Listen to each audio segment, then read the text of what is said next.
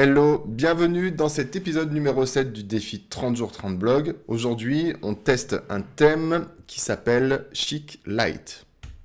Bienvenue sur Planète WP, la chaîne pour devenir autonome avec WordPress. Ok, donc comme d'habitude, pour tester ce thème que je ne connais pas, c'est un thème que je ne connais pas, on va checker quelques points qui me paraissent importants à vérifier avant de choisir son thème WordPress.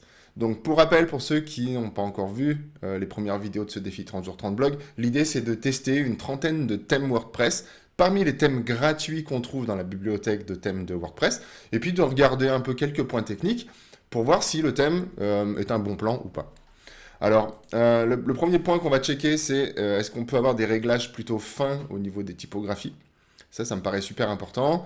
Alors ça me paraît super important parce que peut-être que vous avez un projet de site, de créer un blog, etc. Mais vous n'avez pas de charte graphique. Donc là, à la limite, vous en fichez un peu, vous prenez le thème comme il est, si ça vous convient, et c'est très bien. Mais vous pouvez aussi avoir envie de prendre le thème comme il est et de changer 2-3 petits trucs.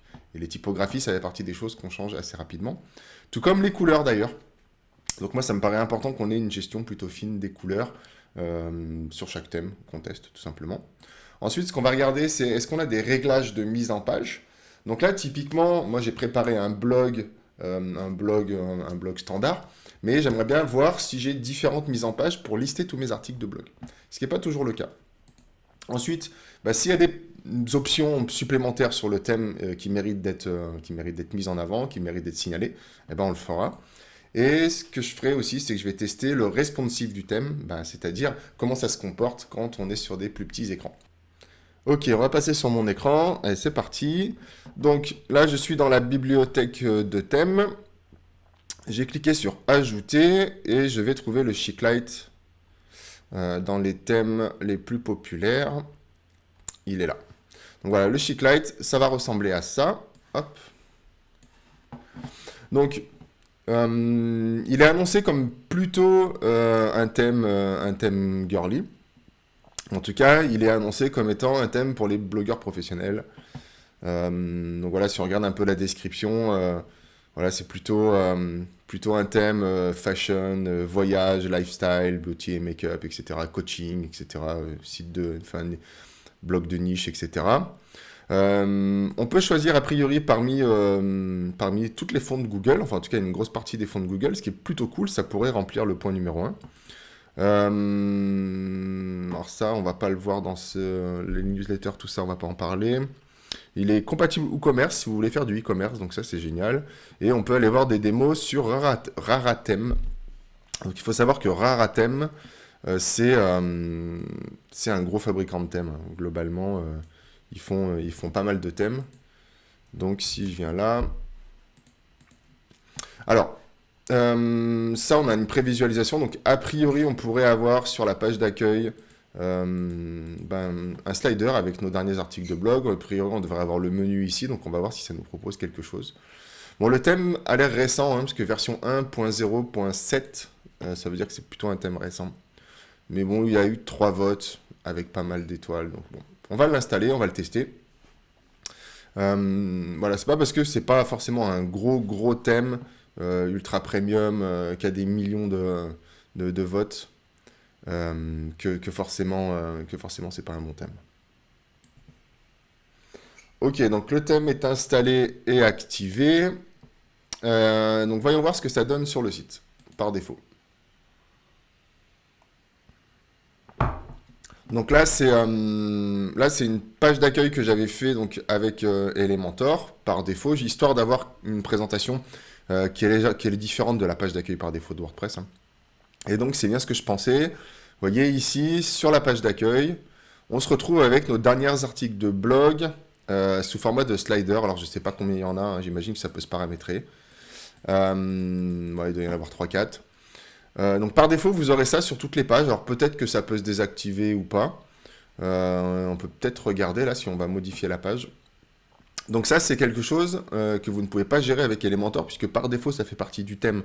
Donc ce thème-là, quand on l'installe, va ajouter sur la page d'accueil ce slider pleine hauteur. D'ailleurs, vous voyez, il est même légèrement plus grand que la pleine hauteur de mon écran. Mais ok. Donc là, si on va voir la page ici... Qu'est-ce que ça me dit? Ok, alors déjà, première chose qu'on remarque, et qui est plutôt bien, c'est que peu importe que j'ai modifié ma page avec Elementor ou pas, hein, là, c'est pas le sujet là tout de suite, mais voyez ici, je peux choisir plusieurs modèles de pages. Alors ça, c'est plutôt cool, parce que c'est pas tous les thèmes qui proposent ça. En tout cas, lui vous propose pour chaque page que vous voudriez créer, d'avoir différentes mises en page qui sont basées sur ce que le développeur a fait lui-même.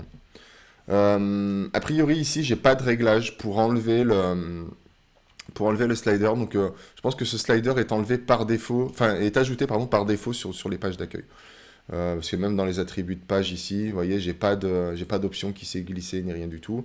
Là, je suis bien en Elementor pleine largeur et j'ai pas d'autres modèles qui sont proposés ici, sachant que de toute façon, j'ai différents modèles qui sont proposés ici. Ils auraient pu être sous forme de liste ici, mais ils sont ici. C'est OK. Alors maintenant, ce que j'aimerais bien aller voir, moi, alors je vois pas d'options supplémentaires mises là-dedans. Donc, ce que je voudrais aller voir, c'est dans l'onglet de personnalisation, eh bien, qu'est-ce qu'on peut gérer? Donc, a priori, on peut déjà gérer les typos. Donc, ça va être cool. Tiens, ce qu'on peut faire pendant que ça charge, c'est qu'on peut aller voir...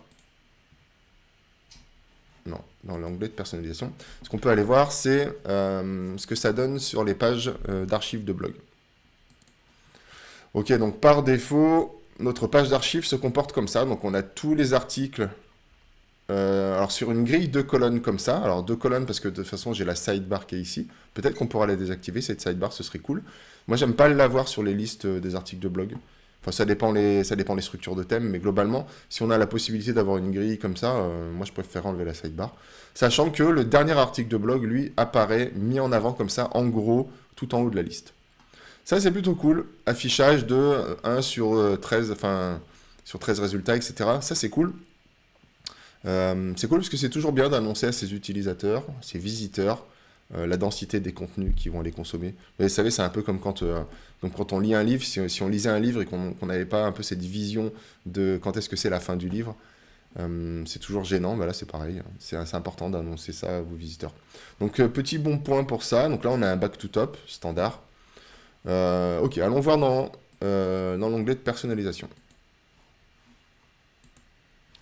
Ok, alors ce qu'on constate déjà, c'est qu'il y a une version pro qui existe pour le Chic Lite, hein. De toute façon, il s'appelle Chic Lite, donc il porte bien son nom. C'est une version light d'un thème pro, ça arrive très souvent. On va laisser charger, on va voir ce que ça donne. Bon point supplémentaire pour moi, ici on peut retrouver tous les liens de démo et de documentation. La doc, on le répète jamais assez, mais la doc c'est votre meilleur ami. S'il y a quelque chose que vous ne savez pas faire, typiquement, comment est-ce que je peux enlever le slider sur la page d'accueil? Parce que moi, j'ai créé ma propre structure avec Elementor. Et certainement que l'option, si on ne la trouve pas ici dans les sous-menus, on va la trouver dans la démonstration. Et peut-être que c'est disponible qu'en version pro. Il y a des chances. Alors, qu'est-ce que ça dit en version pro? Tiens, d'ailleurs, maintenant que ça a chargé.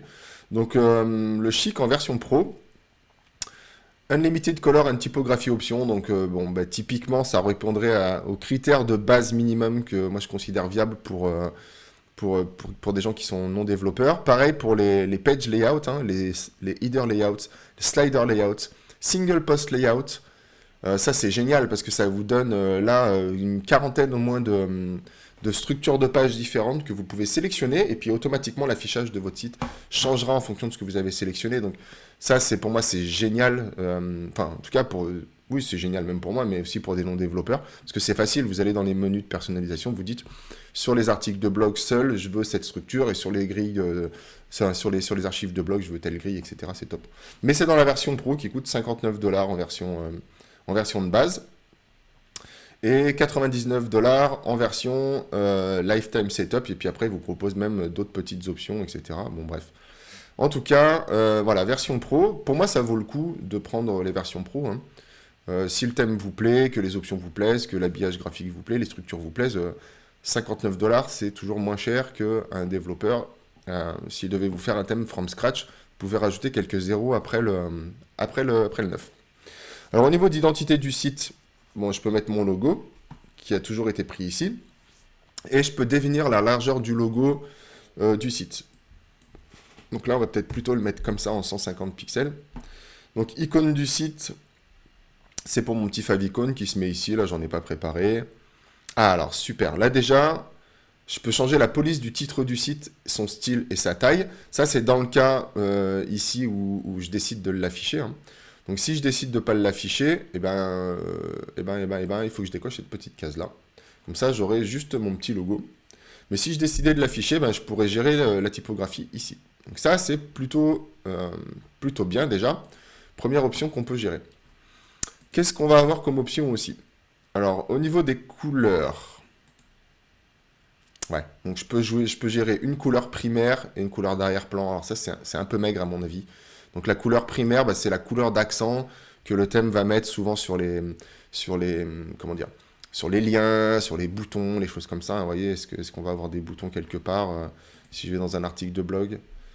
En tout cas, sur mes grilles de blog, je vais certainement avoir des boutons.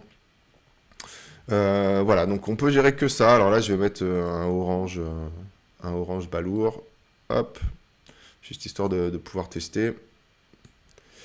Ok, donc ça va s'actualiser hein, forcément. Et donc ici, j'aurai un orange au lieu du rose. Donc au niveau des couleurs, pour l'instant, c'est pas fou. Alors au niveau du réglage d'apparence, qu'est-ce que je vais trouver? Alors, ok. Donc là, je vais pouvoir gérer une image d'arrière-plan. D'ailleurs, elle aurait pu se retrouver dans le menu d'avant. Mais c'est ok. Donc, vous voyez, là, la couleur se retrouve là. Pareil, là, sur les liens. Ok. Et là, elle va se retrouver là aussi à tous les coups. Ok. Donc, jusque-là, standard. Vous voyez, elle s'est mise là sur les boutons. Donc ça peut être considéré comme un bouton. Donc, image d'arrière-plan, on s'en fiche un peu. Typographie. Alors, typographie, on n'a pas grand-chose. On va pouvoir gérer la police principale du site et la police secondaire du site. Alors ça, pour moi, c'est pas génial. Alors, on va essayer de voir ici au niveau de la typo principale et la secondaire à quoi ça correspond. Alors, on va essayer de mettre la New Wave que j'utilise moi pour les titres. Donc on va voir si cette police-là est utilisée pour les titres, j'y crois pas trop. Je vois pas ce qu'ils entendent par police principale, police secondaire, ça c'est pas hyper clair. Ah ok. Donc police principale, c'est pour tout le corps de page. Ok, alors moi ça va être plutôt de la Poppins, parce que autant vous dire que celle-là, elle n'est pas hyper lisible. Elle n'est pas hyper lisible pour du contenu. Poppins, c'est comme ça.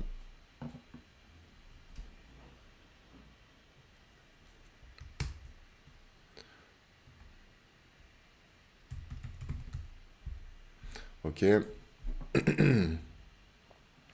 Et police secondaire, est-ce que c'est mes titres? Ok. On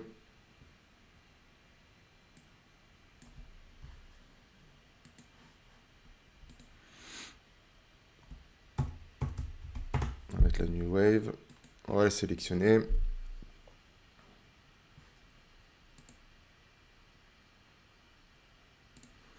Ok, donc c'est bien ça. La police principale, donc c'est le corps de la page, et la police secondaire, c'est les titres. A priori, là, je peux pas gérer la taille des titres, donc il faudra se contenter de ce que le thème propose par défaut. Je peux pas gérer l'interlettrage, etc. Ok, bon, après, je peux changer la taille du titre du site. Bon. Ok, bon, réglage de typo, c'est le minimum syndical, à mon avis, mais ça fait le job. Donc, c'est ok pour moi. Au niveau des réglages de mise en page, alors je peux gérer les mises en page générales de barres. Ah oui, ok. Donc au niveau des mises en page, on va retrouver les mêmes options que ce qu'on avait dans les pages tout à l'heure, c'est-à-dire est-ce que je veux un contenu par défaut sans colonne latérale? Est-ce que je veux par défaut, par exemple, l'avoir à gauche, à droite? Et pareil, alors ça concerne les pages. Donc vous faites une page qui sommes-nous. Vous pouvez dire par défaut, je veux que les pages qui sommes-nous soient juste avec le header, soit avec le header plus le footer, etc. etc. Vous pouvez aussi gérer ça pour les articles de blog en eux-mêmes. Donc moi, pour les articles de blog, je veux conserver la colonne latérale, puisqu'a priori, là, sinon les lignes vont être trop longues. Et mise en page par défaut de colonne latérale. Alors par défaut, je vais le mettre en pleine largeur, moi. Comme ça, on va voir ce que ça donne ici. Mais c'est plutôt pas mal, c'est des réglages minimum. À mon avis, on en a beaucoup plus lorsqu'on est en version pro, mais en tout cas, en version gratuite, c'est plutôt pas mal. Voilà, ouais, ça passe en pleine largeur. Et là, du coup, je me retrouve avec ma grille sur 3 colonnes qui peut-être va se cascader comme il faut. Alors, ça, pourquoi pas. Faites attention quand même à la taille de vos images. En tout cas, là, ça fonctionne bien. On a quand même le minimum syndical. Alors après, effectivement, ici, on a tout cet espace-là qui est perdu selon moi, hein, parce qu'on s'en fiche un peu d'avoir le nom de la catégorie. Il apparaît déjà là, il apparaît déjà là. Bon, ça, a priori, je peux pas le gérer plus que ça. Vous voyez, j'avais pas d'options, donc ça va être que des options en version pro, à mon avis. Au niveau des réglages généraux, qu'est-ce que je vais trouver? Section de bannière, les réglages SEO, réglages des publications blog et pages. Ça nous intéresse. Parce que typiquement, on est dans cet espace-là, là, hein, des réglages généraux. Alors, les sections de bannière, qu'est-ce que c'est? Ok, donc c'est notre fameuse bannière qu'on a sur la page d'accueil. Donc, vous voyez, on peut la désactiver là. Et on peut même dire qu'est-ce que tu veux dans cette bannière. Donc, a priori, là, on avait les derniers articles de blog, mais on pourrait avoir autre chose, très certainement, peut-être des pages ou des choses comme ça. Donc là, ça veut dire que vous voyez, si je retourne sur la page d'accueil, j'ai plus ma bannière sur la page d'accueil. Ouais, voilà, là, ça vient de se mettre, donc j'ai plus ma bannière sur la page d'accueil. Ok, parfait. Donc c'est plutôt pas mal. Alors voyons voir un article de blog, comment ça se comporte. Parce que du coup, j'avais ici des réglages pour les publications blog et pages. A priori, on a aussi des réglages pour Insta, donc ça peut être cool. Ok. Donc du coup, réglages sur toutes ces publications. Donc est-ce que je peux masquer le préfixe dans la page d'archives? Alors, on va retourner sur la page d'archives, du coup. Donc on peut activer ou désactiver l'extrait de blog, donc ça c'est plutôt cool. Alors le préfixe, à mon avis, ça va être quelque chose par ici. On va voir ce que ça donne. Est-ce que je veux activer le résumé? Bah ça oui, je veux le garder. Mais si vous vouliez enlever ce résumé et juste mettre l'image plus continuer la lecture, on pourrait le faire. Non. Alors, ok, bah je sais pas trop ce que c'était. Mais en tout cas, ok. Longueur d'extrait, donc on peut gérer la longueur d'extrait. Donc là, il y a 25 mots, ok. Continuer la lecture. Alors ça, c'est bien parce que du coup, je peux changer le titre du bouton. Donc ça pourrait être un lire la suite, par exemple. Donc ça va changer ça. Donc ça, c'est plutôt cool. Ça, c'est pour empêcher que les images Enfin, c'est pour activer le fait que les images soient croppées, etc. Donc ça, c'est plutôt des choses à tester en fonction de vos contenus. Est-ce qu'on peut recadrer les images dans les articles? Est-ce qu'on affiche des articles similaires? Donc ça, c'est plutôt cool. Avec la possibilité de changer, ça, on va le voir dans un article de blog. On peut cocher pour avoir la section commentaires, les afficher, les commentaires. Hein, ça, c'est plutôt pas mal. On peut masquer la catégorie. Faut voir, est-ce que c'est utile? Est-ce qu'on peut masquer l'auteur de la publication? Masquer la date de publication. Alors ça peut être important de masquer la date de publication si vous publiez peu. Voilà, typiquement. Bon, bah ok, c'est plutôt pas mal au niveau des réglages. En tout cas, il y a le minimum vital pour que la présentation soit correcte et adaptée à ce que vous voulez faire. Mais bon, j'ai pas plus de réglages que ça. Et donc, vous voyez, là, j'ai masqué la date de publication. Là, je suis bien dans mes catégories, donc ça, c'est plutôt bien de les laisser. Par Cédric, lire la suite, j'ai tout ce qu'il faut. Et les articles similaires, bah, je vais les retrouver dans l'article ici. Bon, c'est plutôt pas mal pour moi. Pour moi, ça fait le job hein, en version light pour un thème comme ça, qui est plutôt propre. Je trouve que les typos sont globalement bien gérés. Alors, il y a un peu d'espace perdu en haut, hein, mais bon, vous avez un fil d'Ariane ici, pour trouver vos catégories ici, etc. C'est plutôt bien. Donc là, vous voyez, j'ai mon article, blablabla. Et vous pourriez aimer aussi. Donc là, j'ai 4 articles. Donc, bon, c'est dommage qu'on puisse pas gérer le nombre d'articles similaires. Mais j'imagine en tout cas, donc là j'ai bien ma zone de commentaires. J'imagine que, donc là la couleur, elle prend bien ma couleur par défaut. Okay. Donc j'imagine que dans la version pro, on peut gérer le nombre d'articles qu'on veut. Donc, pour moi c'est plutôt réussi, les options sont plutôt cool. Alors un petit bonus, vous pouvez installer cette extension qui s'appelle Blossom Theme Social Feed, qui vous permettra certainement de lier votre compte Insta avec votre WordPress pour afficher les publications du compte Insta sur WordPress. Au niveau des réglages divers, ben voilà, on peut avoir une recherche ici, hein, donc ça jusqu'à tout à fait standard, on peut le désactiver, l'activer. Si vous n'avez pas de contenu sur votre blog ou très peu, eh ben désactivez-le, ça sert à rien. Si vous avez beaucoup de contenu, ça peut être utile. Peut-être réglage des réseaux sociaux, on peut activer les liens des réseaux sociaux dans le footer ici là. Pourquoi pas, allez, on va l'activer, voir ce que ça donne. Ça peut faire partie des petites options sympas à signaler. En tout cas, pour moi, c'est plutôt bien. Donc, si je fais un ajout de lien, par exemple, allez, on va taper celui-là, si je veux Facebook. Ouais, vous voyez, on peut mettre les liens qu'on veut, etc. Donc c'est plutôt pas mal, hein. C'est d'être connecté à Fontauson ou des choses comme ça. Donc effectivement, ça va être pas mal. Hop, on va rajouter cette icône-là. Ouais, c'est ça, c'est Fontauson de toute façon. Et là, hop, je vais mettre un lien vers un réseau social quelconque. Alors, où est-ce que ça va se mettre dans le footer? Alors là, il s'est pas mis dans le footer.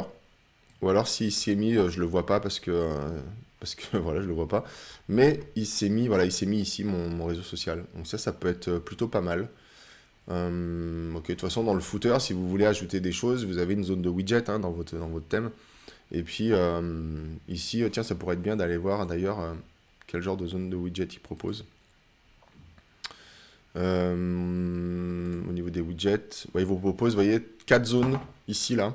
Pied de page 1, 2, 3, 4. Ça veut dire qu'ici, on pourrait avoir 4 colonnes ici pour y glisser des choses.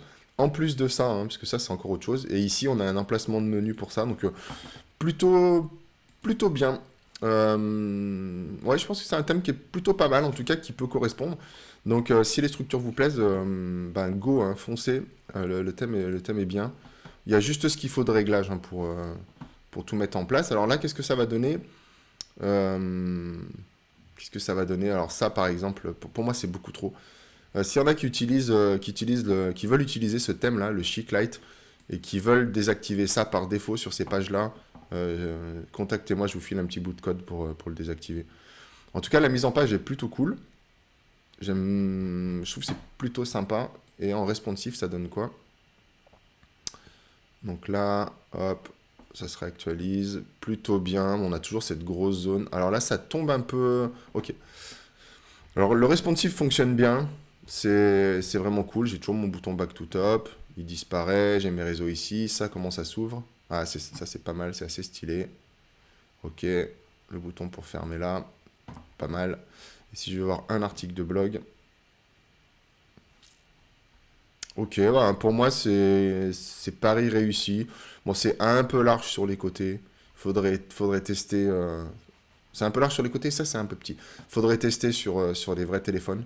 Là, par exemple, pour moi, ça devrait se cascader l'un en dessous de l'autre. C'est pas grave si on en a quatre qui se cascadent hein, dans la hauteur. On scrolle hein, sur les téléphones. Ça devrait se cascader comme ça pour moi. Mais sinon, c'est pari réussi. Là, sur téléphone, on est confort. Hein, voilà, hop. Comment ça se comporte la barre ici? Bon, elle tombe en dessous, pourquoi pas. Ok. Pas mal. Thème qui remplit un peu tous les critères. Hein. Voilà, donc si je devais faire un résumé, au niveau des réglages typographiques, c'est pas mal. Ça remplit l'essentiel des critères, c'est-à-dire qu'on peut choisir les typos de ses titres, on peut choisir les typos du corps de page. Par contre, on ne peut pas gérer la couleur. Et tout ce qu'on peut faire, c'est gérer la couleur d'accent pour les liens, les boutons, les survols, etc. Donc, c'est le minimum syndical selon moi, mais ça fait le job. Au niveau des réglages de mise en page, on a pas mal d'options, c'est-à-dire qu'on peut avoir par défaut pleine largeur avec des barres latérales à gauche, à droite, etc. On peut le sélectionner individuellement sur chaque page. Et en plus, on a des réglages dans l'onglet de personnalisation pour les articles, pour les grilles, etc. Donc c'est plutôt... Ça fait le job. Voilà, c'est pas fou, mais ça fait le job. Largement, en version gratuite. Au niveau des petites options, ce qui est bien, c'est qu'on peut installer une petite extension supplémentaire pour connecter son compte Insta. C'est plutôt cool, si vous avez un compte Insta. Et on peut ajouter ces réseaux sociaux dans le menu très facilement. Hein. Donc vous avez un menu dans l'onglet de personnalisation, donc c'est plutôt pas mal. Ça vous facilite la vie. Il y a 4 zones de widgets dans le pied de page, ce qui est confortable. Et au niveau du responsive, ça fonctionne plutôt bien. Hein. Maintenant, quasi tout est responsive, mais des fois, il y a des choses qui ne marchent pas. Et ça mériterait d'être signalé. Donc, go, foncez sur le Chic Light si vous voulez un thème facile d'utilisation qui fait le job. Et si vous l'utilisez et que vous voulez supprimer cette grosse barre en haut là, n'hésitez pas à me contacter et je vous filerai un petit bout de code pour la supprimer parce que c'est pas une option qui existe. Donc si le thème vous intéresse, vous pouvez passer sur la version pro. Hein, vous voyez, si je reviens ici, il vaut 59$. Je vous laisse aller voir sur le site. C'est selon moi un sacré bon plan de l'acheter si vous avez envie d'aller plus loin avec ce thème. Ce que j'aime bien, c'est le slider là qu'il y a en haut de page, sur la page d'accueil avec la liste des derniers articles de blog. Ce slider peut être débrayable ou pas, donc ça c'est plutôt cool. La seule chose que je trouve dommage, c'est que j'ai pas d'option en version gratuite pour gérer plusieurs modèles de haut de page, donc il faut se contenter du haut de page qui vous propose par défaut. Mais ça fonctionne bien, nos soucis. Et du coup, je profite qu'on arrive à la fin de cette vidéo pour vous parler du programme comment installer WordPress facilement. C'est un programme gratuit, c'est une formation en vidéo que j'ai créée, que j'ai tournée là, il y a quelques semaines. Pour y accéder, c'est facile, vous allez sur planetewp.com et vous vous inscrivez. Il suffit de rentrer son email, de mettre son petit prénom et vous allez recevoir un email de ma plateforme de formation qui s'appelle Schoolmaker. Et vous pourrez créer votre compte gratuit là pour accéder à cette formation. Donc, qu'est-ce que vous allez apprendre dans cette formation? À installer WordPress. Vous allez apprendre les principaux mots du jargon technique qu'il faut connaître. Et surtout, vous allez apprendre pourquoi on a besoin d'un hébergement, pourquoi on a besoin d'un nom de domaine et comment on peut demander au service qui héberge notre site internet d'installer WordPress pour nous facilement en quelques clics. Donc, comme ça vous facilite la vie. Et vous pouvez commencer à bosser sur votre projet. Et je vous apprends aussi comment installer WordPress en local sur votre machine si vous ne souhaitez pas publier tout de suite votre site sur Internet. Peut-être que vous avez des appréhensions. Et donc, du coup, vous avez envie d'abord de travailler sur votre site Internet, sur votre ordinateur, avant de le publier en ligne. Voilà. Et je vous donne aussi quelques astuces bonus pour trouver les outils qu'utilisent les autres personnes qui ont des blogs. S'il y a des outils qui vous plaisent dans leur blog, que vous aimeriez bien utiliser, je vous montre comment trouver ces outils. Voilà, donc vous pouvez vous inscrire ici, vous entrez votre email, votre prénom, et ensuite vous arriverez sur ma plateforme, comme ça, Schoolmaker. Donc si vous n'avez accès qu'à cette formation, vous accéderez à cette formation, c'est pas très grave. Et puis vous aurez accès à toutes les vidéos qui existent. Il y a à peu près 3-4 heures de vidéos, quelque chose comme ça. Donc c'est plutôt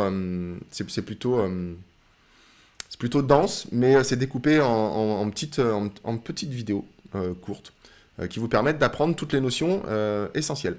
Alors ce qui est génial aussi avec cette plateforme, c'est qu'on a accès à des espaces communautaires. Donc vous voyez, si par exemple je vous montre la plateforme, ok. Si je démarre le programme ici, auquel j'ai accès, donc quand on est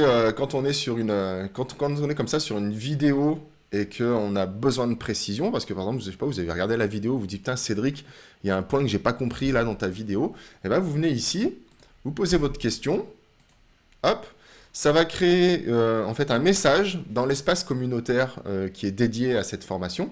Et c'est, moi je pourrais vous répondre, ou alors s'il y a quelqu'un qui passe par là pourra vous répondre, mais en tout cas moi je peux vous répondre soit à l'écrit, soit en vidéo, pour apporter plus de précision à votre question. Donc rendez-vous sur planetewp.com, vous allez trouver facilement cette formation, vous vous inscrivez, puis on se retrouve derrière. Donc on se donne rendez-vous dans une prochaine vidéo pour un nouveau test de thème dans ce défi 30 jours, 30 blogs. Allez, on se retrouve plus tard. Ciao. Merci d'avoir regardé cette vidéo jusqu'au bout. Rendez-vous sur planetewp.com pour retrouver toutes les formations dédiées à WordPress. Pensez à vous abonner et on se donne rendez-vous dans une prochaine vidéo.